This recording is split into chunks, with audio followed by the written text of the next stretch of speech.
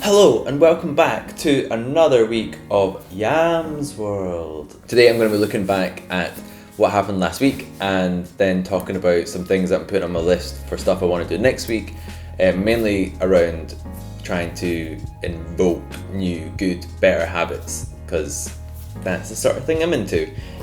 So first up, I'm going to be talking about trying out the clip and climb, which I did yesterday, Saturday. It was an early morning thing to go to what is, I guess, like a franchise?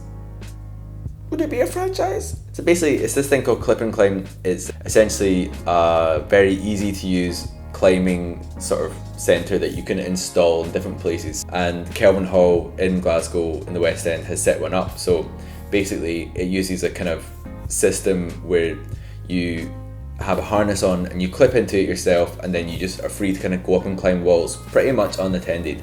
There are lots of people there making sure everything's safe, and I guess it is actually mainly aimed towards children. Me and my friend were there and we were the only adults that were actually climbing. There were some parents there and stuff, but they weren't actually doing any climbing, which I thought, come on, get involved. So what did I think of it? Well, I think it's amazing. It's like such an easy way to start getting involved in climbing. It was like super hassle-free, very easy, very like light on, not light on safety, but like light on rules and stuff. So like you could just basically like get in very quickly and get started. I've wanted to do climbing stuff for a while, and one of the things that's been putting me off is doing any kind of rope work, and also you need to go with somebody and you need to do like book a trainer, like have like an induction thing. This was just basically, as it suggests, you clip in and then you climb. So we did lots of different walls. We pretty much did all of them. Some were quite easy because it is aimed towards younger people, but each one had a different difficulty setting of like level 1 to 3. So it's all like color coordinated and stuff. I had a great time. It was a nice way to spend a Saturday morning with my friend. But I realized that like I've seen people climbing and been like, I could do that, but it's actually like quite difficult. My finger strength is like not as super strong as I want it to be. They have a couple of extra things as well. One is like the leap of faith, where you just jump off like a really high point and you have to pay a bit extra for that. But the other thing they have is called the stairway to heaven, which we both did, and it's basically like a series of pillars that like go up in a circle, and it's really good, but it's actually incredibly scary because you are very, very high up, and when you get to like the last like step up to do it takes like a huge kind of like mental barrier, at least for me anyway, and I think my friend had the same feeling. In the real world, there aren't ropes, so what he's doing is the correct thing. How did you feel? I feel embarrassed, and I feel a sincere sense of achievement at the same time. Good, you should focus more on the achievement because it was good. Yeah, excellent. Very good. So yeah, a big thumbs up for the clip and climb. I would like to do it again, and then I think start going to some more kind of pro climbing centres, because now I'm a pro climber now. This is the climbing channel now. The other thing I wanted to talk about so much since I did it last week on Monday is GlasGlow, run by It Is On. I just want to first of all say that like going to this, I actually had a really good time with Liliana. We walked around, we enjoyed ourselves. It was a nice evening out. The weather had been a bit crap earlier on, but it like cleared up, and the general kind of like atmosphere and stuff is good. I enjoyed all those aspects of it. I think that the GlasGlow thing, they do some nice stuff with charities, so they gave away like 1,000 tickets to children who might not be able to go to these kind of events. They did a sort of pumpkin patch thing where supermarkets like donated pumpkins and then they gave them to schools and they like carved them and they got to have their pumpkins like featured in the show. All that stuff's good. That's all nice stuff. You got like 9 worlds, right? And all the marketing and stuff sets it up. There's these like kind of portals and stuff, and I thought it was going to be like a spinning light thing as you go into each one. There isn't really any of that. There's just like strips of LED lights everywhere. If you look online or you look on like the like hashtags on Instagram and stuff, and I'll come back to that, there are like, you should be able to see what the kind of general like vibe is about the lights and the stuff and how they put it on. So I'm going to run through each of the worlds. First one, the patch. The patch is basically got the pumpkin patch where you have all the pumpkins from the schools and stuff. That was quite cool. There are some really impressive ones, but the rest of it is just like this, like a sea of like fire lanterns, which aren't like, I guess they look quite cool, but like I didn't really get what it was and what it was supposed to be. So that was the first thing I saw. I was like, oh, that's okay. And then there's these like 3 scarecrows with like the most cringe-worthy like written like GlasGlow banter on it and stuff, which really like did my nut. And talking about this scarecrow thing, the pumpkin god, right? What is the pumpkin god?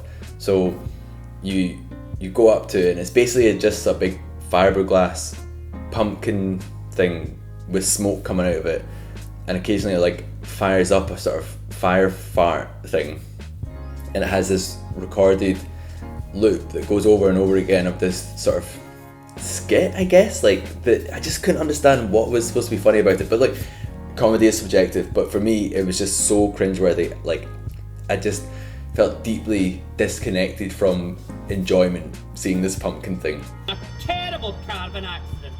Were they calling me the Winky Wonky Grumpy Pumpy again?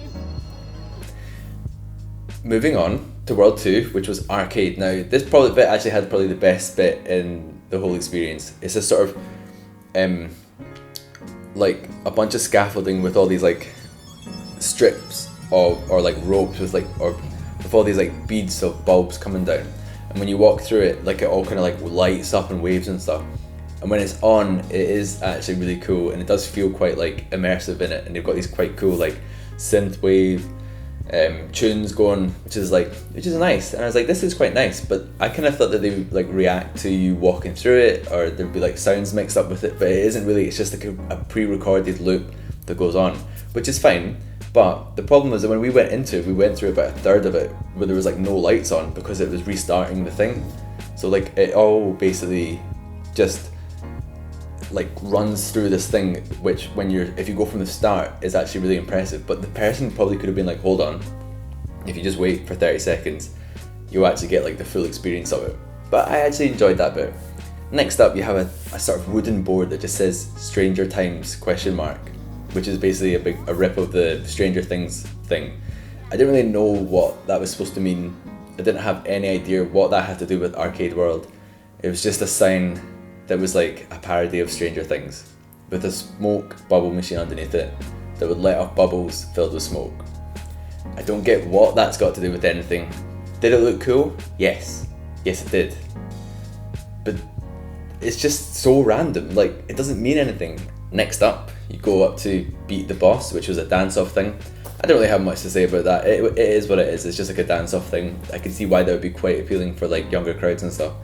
Then you move on to Area G12, which is basically just a crashed spaceship into the ground.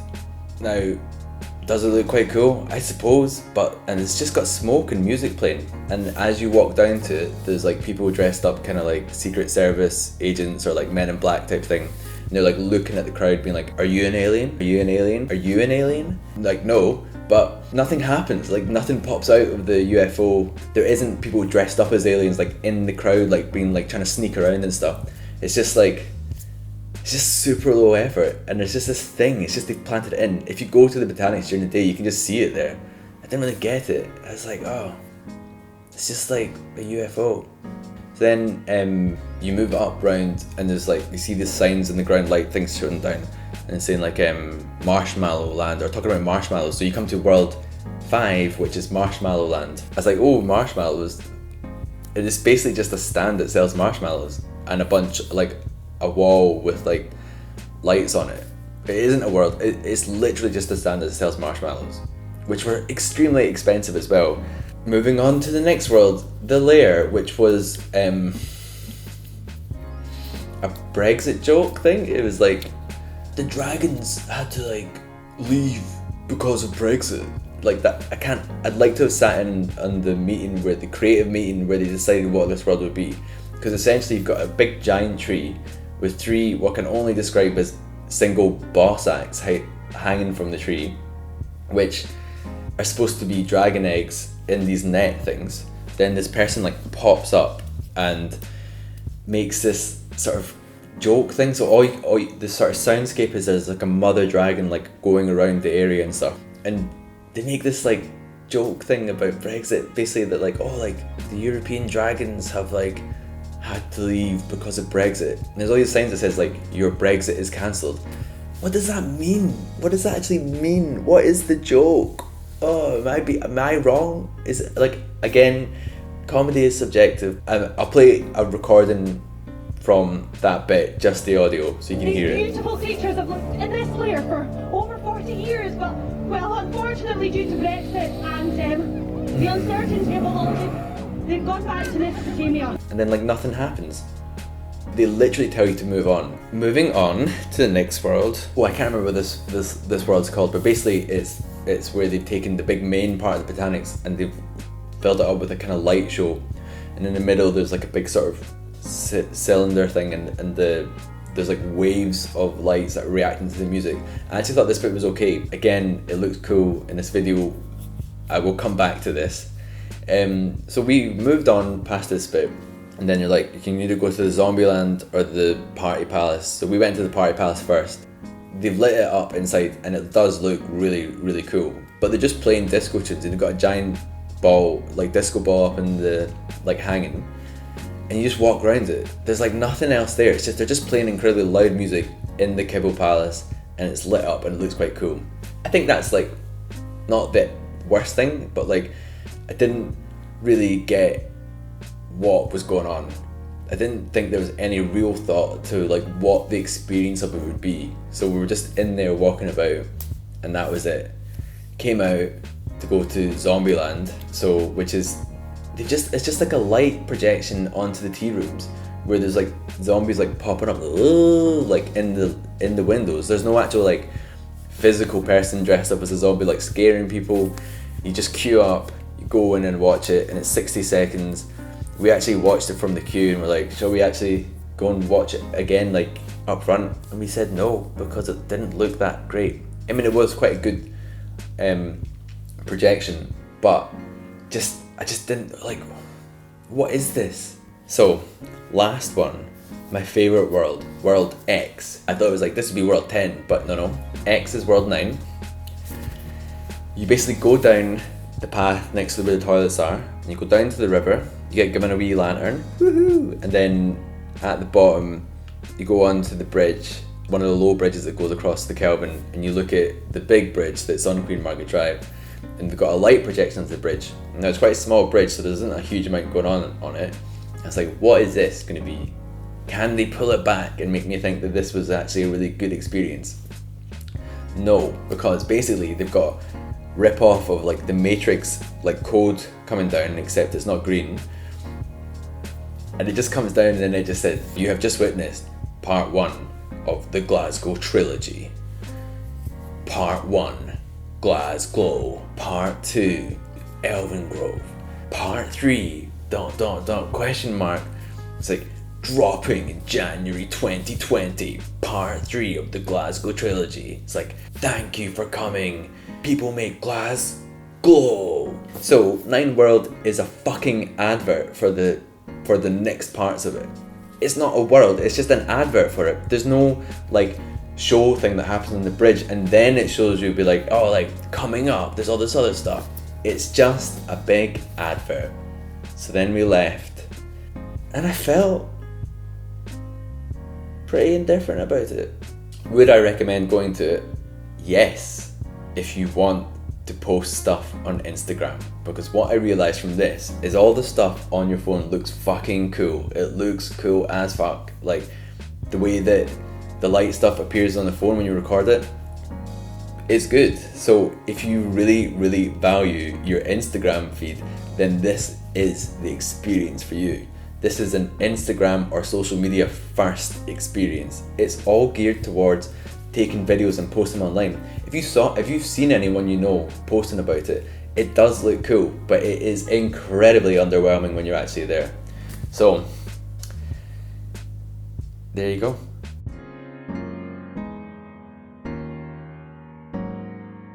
This has gone on a lot longer than I was thinking it was going to. Moving on to next week's stuff. In terms of my to-do list stuff, last week I was actually quite sick during the middle of the week. So yeah, as you can see, I haven't really done amazing with like keeping my habits up to date. Habits. So French learning. I did actually watch the first episode of my French show in French, and immediately I felt like, okay, this is actually a good way to learn a language. So hoping to keep that up next week. going to the gym, going swimming, I just can't do it. Like, I just can't get into a routine. I haven't quite worked out that yet. When I do, I will make a video about how I overcame my struggles with actually going to the gym. All my other stuff about production things, I'm finding that I mainly do them on Sunday, so that's fine, but I'd like to make a better like habit of doing it during the week. And I think that just needs to be about better time management, getting more sleep, getting up earlier. These are all things I'm trying to do. My main thing at the moment is actually that I'm really enjoying playing guitar. I play the guitar almost every day, not for huge amounts of time, but like that barrier of learning that first tune has really like showed me that I can actually learn new tunes. And even when I feel like totally daunted at the first part when you're trying to learn a bit, like it's definitely so much easier than I thought it was going to be, and I'm loving it. Like I will continue to learn more guitar stuff. It's great. And yeah, I just need to get back on track with doing more animation stuff. So these are all things that are going to be coming up. Next week, I've got a pretty loose week ahead, so not a lot of mad plans and stuff. So really going to try and crack on with more creative projects and actually making more videos as well. I've got a bunch of ideas that are like written up and just haven't actually made them yet. So look forward to that. If you haven't seen my last Wednesday video about apples, I would check it out. There's a wee card here, you can watch it if you want. Otherwise, thank you so much for watching, and if you're enjoying these videos, leave us a comment and make sure you subscribe and hit that bell. Thanks for watching. Are you an alien? Habubs?